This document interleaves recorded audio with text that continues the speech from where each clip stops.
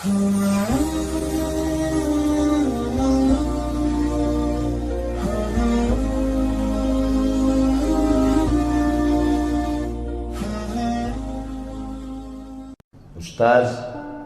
bagaimana kalau saya setiap mau sholat harus mencuci babi lebih dahulu? Emosi kita yang tidak mengenal pesan ini datang dari mana, ini nomor siapa, adalah marah. Karena mungkin orang ini ingin menguji keilmuan kita. Mengapa dia mesti mencuci babi dulu sebelum sholat? Kamu siapa? Apa urusan kamu dengan binatang najis kotor ini? Mohon maaf Ustaz, saya bekerja di luar negeri, dan di negeri ini saya bekerja di tempat non muslim, dan sebelum sholat zuhur saya harus mencuci binatang najis yang tidak dibenarkan dalam Islam ini. Kenapa tidak pulang? Saya harus makan apa? Mereka pergi bekerja bukan untuk cari kaya, mereka bekerja untuk mencari makan sesuap nasi dan untuk menyambung hidup pendidikan anak-anak yang diharapkan akan dapat memperbaiki nasib di masa akan datang. Jawabannya sama seperti jawaban yang lain. Ambillah tanah, campur dengan air, basuh tanganmu yang bekas mencuci kotoran najis berat itu dengan 7 kali air suci bersih, salah satunya bercampur dengan air tanah. Nanti sholat asar bagaimana Ustaz? Ulang lagi sekali lagi. Mau sholat maghrib nanti cuci lagi.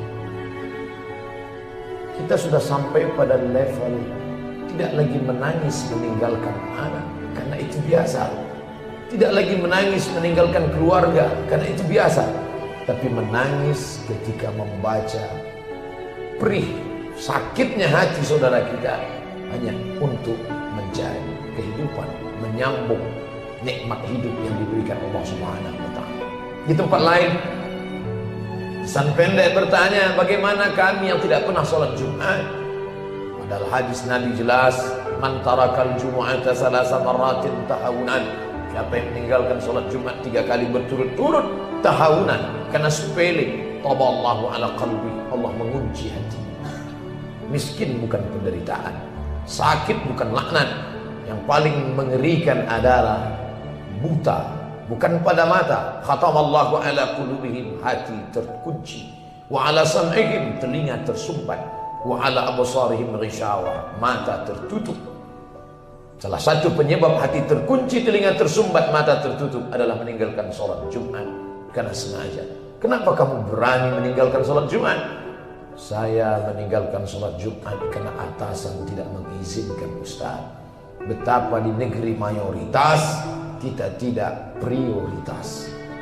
Maka nikmat besar yang perlu disyukuri adalah ketika masih bebas bekerja, mencari makan di negeri sendiri, rumah ripah loh janawi, tongkat dan batu jadi tanaman indah, makan terjaga, tapi ibadah juga terpelihara. Makan bisa tersambung, bahkan mungkin bukan sekedar makan, bisa membeli rumah, kendaraan, anak sekolah, bisa menabung haji dan umrah, tapi sholat tetap tidak tinggal, dapat sholat berjamaah. Inilah nikmat besar yang tidak diperoleh oleh orang lain. Sukses selalu diukur sebagai mana banyaknya harta. Sukses selalu dijadikan standar barometernya setinggi apa kekuasaan. Tapi bahagia bukan di rumah yang besar, bahagia bukan di kendaraan yang mewah, bahagia terletak di lubuk hati yang dalam. Oleh sebab itu banyak orang sukses tapi tidak bahagia, karena standar sukses materi, sedangkan standar bahagia adalah hati. Ala fil jasadi mudghah, ketahuilah dalam badanmu itu ada segumpal. Idza salahat salahal jasadu kulluh. Kalau yang segumpal itu bahagia, wajahmu cerah, tatapan matamu tajam, telingamu terang benderang. Hati disebut dengan hati nurani, diambil dari kata nur, cahaya.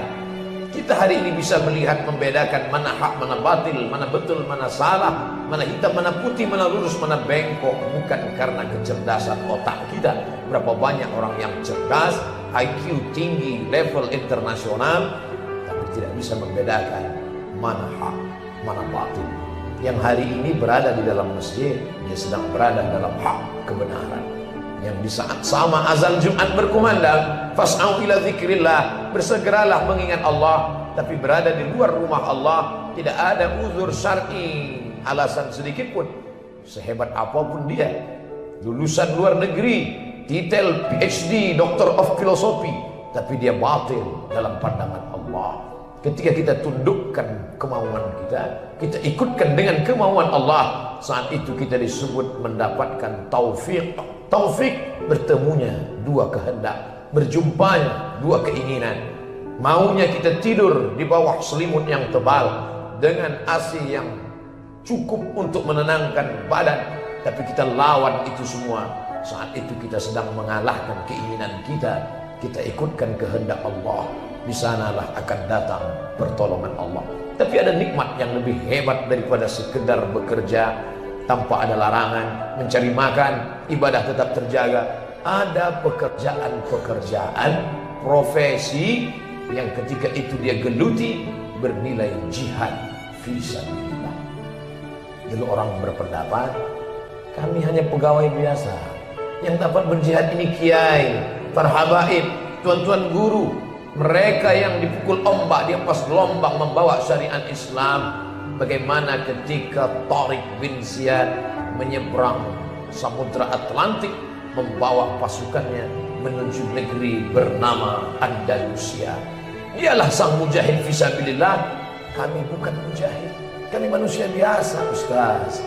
Bagaimana Muhammad Al-Fatih menembus 4 tembok yang dibangun oleh Kaisar Konstantin, meluluh lantakkan Konstantinopel.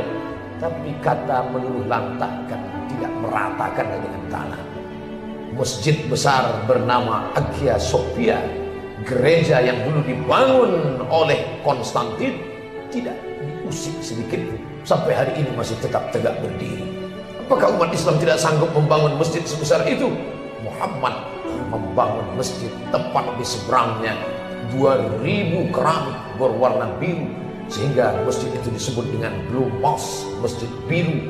Lebih mewah, lebih megah, lebih tinggi, lebih hebat. Umat Islam ingin berkata, kami datang tidak menghancurkan, kami datang sebagai rahmatan lil alamin. Mereka yang disebut sebagai pejuang Islam, kami hanya pegawai biasa, Ustaz. Kami hanya karyawan mencari makan. Tidak, karena dalam pekerjaan sudah menebarkan jihad fisabilillah. Tapi bukan jihad bermakna menghancurkan. Jihad bermakna melawan keegoan diri, melawan kemauan hawa nafsu, meluluh lantakkan perang syahwat, tapi dapat dimenangkan karena Allah yang menolong. Walladzina jahadu fina, mereka yang bermujahadah melawan hawa nafsunya untuk mencari jalan kami. Apa janji Allah? Lanahdiyannahum subulana, kami akan tunjukkan jalan kami. Itulah jihad. Orang tidak tahu kebenaran. Saking banyaknya orang batil berkata betul, sampai-sampai orang betul pun tidak lagi dapat membedakan mana yang batil, mana yang betul. Tapi ketika ditampakkan kebenaran itu, disiarkan bukan dari mulut ustaz, bukan dari khutbah, tapi dari acara, dari liputan, sehingga semua umat dapat melihat terang dengan nyata. Itulah jihad yang luar biasa. Bukan jihad yang biasa. Mereka tidak pernah berceramah, tidak pernah memberikan kultum, tapi dengan bakat keilmuan dalam bidang multimedia, sains, teknologi. Betapa jihad bukan lagi dengan pedang, jihad bukan lagi dengan anak panah. Tidak ada usus yang robek, tidak ada lidah yang patah, tidak ada jantung yang terburai. Tapi yang ada hanyalah memberikan pengetahuan, mencerdaskan umat. Inilah amal yang besar. Dalam satu hembusan nafas ada berita, dalam satu hembusan nafas ada zikir. Diamnya adalah fikir, geraknya adalah zikir, langkahnya adalah amal.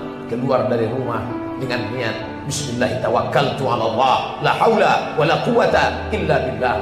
Rezeki dapat, rahmat berlimpah, barakah turun, mencerdaskan umat. Inilah orang yang paling beruntung. Qad aflaha, mereka beruntung. Siapa itu orang yang beruntung? Al-mu'minun, mereka yang percaya bahwa di dalam tetes rezekinya ada pendidikan untuk umatnya. Siapa yang beruntung? Mereka yang percaya bahwa di dalam pekerjaannya mengandung jihad fisabilillah. Pakaiannya bukan pakaian ulama, jauh dari sorban, jauh dari aksesoris, tapi Allah bukan melihat pakaian. Innallaha la yanzuru ila ajsamikum, Allah tidak melihat bentuk tubuhmu, wala ila suwarikum, Allah tidak melihat rupa wajahmu, walakin yanzuru ila qulubikum, yang dilihat Allah adalah kesucian hatimu, ketulusan imanmu, ketulusan iman dan niat baikmu, wa a'malikum, dan etos kerjaan. Langkahkan kakimu, niatkan jihad fisabilillah. Setiap hembusan nafasmu, setiap gerak jari tanganmu, setiap kedipan matamu, semuanya bernilai ibadah. Terwujudlah firman Allah, wa ma khalaqtul jinna, tidak aku ciptakan jin wal insa, dan manusia, illa liya'budun, kecuali untuk beribadah kepadaku. Adakah saat-saat genting orang ketakutan? Ya, semuanya takut. Karena kalau ini dijalankan, ini dilaksanakan, ini dilakukan, akan hilang pekerjaan, akan hilang sumber rezeki, akan hilang makan. Mereka lupa bahwa yang sejengkal di atas pusar, sejengkal di bawah pusar, itu semua hanyalah dunia kuasa Allah. Tapi ketika ketakutan itu hilang, Allah berfirman, ala inna awliya Allah, orang yang menolong agama Allah, la khaufun, tak ada takut dalam hatinya, walahum yahzanun, tak ada sedih dalam hatinya. Itu dulu yang dikatakan Abu Bakar Siddiq ketika dikejar di dalam gua bernama Thawr. Ya Muhammad, ya Rasulullah, mereka sedang mengejar kita, semuanya ketakutan, satu kota Makkah ketakutan. Tapi ternyata apa kata Allah? La tahzan. Kalimat Nabi dalam gua la tahzan menjadi inspirasi Aid Al-Qarni dalam penjara.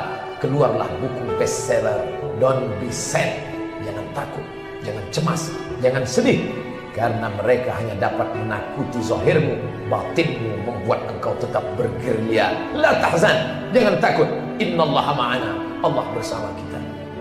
Ribuan tahun sebelum itu, Musa, the Moses, juga merasakan ketakutan yang sama. Ketika Fir'aun mengejar akan menyeberang Laut Merah, apa kata Bani Israel? Inna lamudrakun, kita akan tertangkap Musa. Lihatlah Fir'aun beserta bala tentaranya, mereka akan menangkap kita. Apa kata Musa menjawab dengan lantang? Kalla, sekali-kali tidak. Inna ma'i rabbi sayahdin, bersamaku ada Tuhan yang tidak pernah mati, yang tidak pernah tidur, yang maha kuasa. Detak jantung Fir'aun itu ada dalam genggaman tangannya. Nafas Fir'aun itu ada dalam kuasanya. Satu kali hembusan teriakan malaikat, hancur lebur. Innama amruhu idza arada syai'an ayaqula lahu kun fayakun. Itu yang tidak dapat dibangkitkan oleh motivator dengan segala kehebatan di convention hall bintang 5. Itu yang tidak dapat dibangkitkan oleh para petinggi penguasa, karena mereka hanya dapat membangkitkan dengan materi. Kamu berbuat ini akan dapat ini, kamu lakukan ini akan dapat bonus ini. Tapi ada sesuatu yang dijanjikan Allah, mala a'yunun ra'at, tak dapat dilihat oleh mata, wala udhunun sami'at, tak pernah didengar oleh telinga, wala khatara ala qalbi bashar, tak pernah terlintas di hati manusia. Itulah yang membangkitkan motivasi, itulah yang membuat kita terus beramal. Al-istiqamah, istiqamah kita di jalan ini khairun min alfi karamah, lebih hebat daripada 1000 karamah. Idza ra'aitar rajul, kalau kau lihat ada orang yamshi 'alal ma', berjalan di atas air, yatiru fil hawa, terbang di atas awan, la taghtar, jangan tertipu, karena setan iblis pun bisa melakukan itu. Tapi pandanglah pada istiqamah. Istiqamah menyuarakan kebenaran, istiqamah menampakkan yang tidak tampak oleh manusia, tapi karena jasa otakmu, karena kerja tanganmu, karena kehebatan ilmumu. Hampir 300.000 juta miliar manusia dapat menyaksikannya di seluruh dunia. Maka inilah jihad yang luar biasa. Ingat, Fir'aun mati, Musa juga meninggal. Hari berganti musim berubah, Isa diangkat oleh Allah, tidak lagi tampak di atas muka bumi. Tapi Herodes juga mati, terkapar, dimakan cacing tanah. Musim berubah, zaman berganti, manusia itu juga isinya perdebatan, pergolakan antara hak dan batil. Datang Muhammad SAW, muncul Abu Lahab, Abu Jahal. Di mana mereka sekarang? Semuanya mati, meninggal. Manusia hanyalah tokoh-tokoh yang berada di atas panggung, Ketika sinema berakhir, opera bubar, semua tokoh masuk ke dalam kotak yang sama. Manusia mati meninggalkan nama. Nama apa yang kita ingin tinggalkan? Firaun pernah meninggalkan nama, tertulis dalam Quran. Qarun pernah meninggalkan nama, ada dalam Al-Quran, dibaca manusia. Tapi nama yang baik, itu yang akan dikenal sepanjang zaman. Kita berbuat bukan karena ingin nama kita dikenal, tapi karena kita ingin memboking satu tempat yang kalau kita baik di sini, sedangkan rumput dituai tumbuh juga, padi belum tentu tumbuh. Konon lagilah rumput itu yang engkau tanam, takkan mungkin padi yang tumbuh. Tanamlah padi, mungkin akan tumbuh rumput, tapi lambat laun dia akan hilang. Tapi padi yang pernah ditanam, dituai, dimasak, melahirkan setetes dua tetes darah, akan menjadi energi positif di masa akan datang. Itulah yang akan menolong di hadapan Allah. Isma syi'ta, hidup sesuka hatimu. Kau mau hidup dengan cara Fir'aun, silakan. Mau hidup dengan cara Qarun, silakan. Mau hidup dengan cara Haman, silakan. Fa innaka mayyit, tapi ingat, kau akan mati. Dan ketika mati, yang dibawa hanya iman dan amal saleh.